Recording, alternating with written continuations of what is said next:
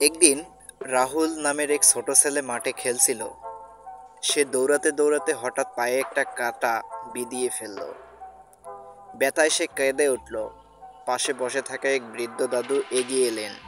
দাদু বললেন, পা তো কাঁটায় ফেঁসে গেছে, কিন্তু বলো তো কাঁটা কি খারাপ কিছু? রাহুল অবাক হয়ে বলল, খারাপ?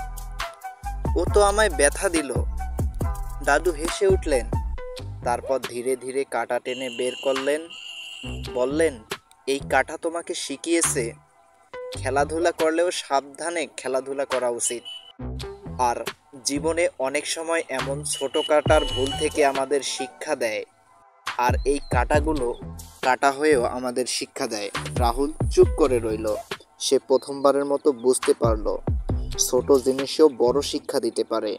নিথিকতা, জীবনে ছোট ছোট কষ্টগুলোই আমাদের সবচেয়ে বড় শিক্ষা দেয়। নিত্য নতুন এমন সব আনকমন ও রহস্যময় গল্প দেখতে আমাদের চ্যানেলের সঙ্গেই থাকুন। আমরা প্রতিনিয়ত চেষ্টা করব আপনাদের জন্য নতুন নতুন গল্প নিয়ে হাজির হবার। তো আমাদের সঙ্গেই থাকবেন। ধন্যবাদ।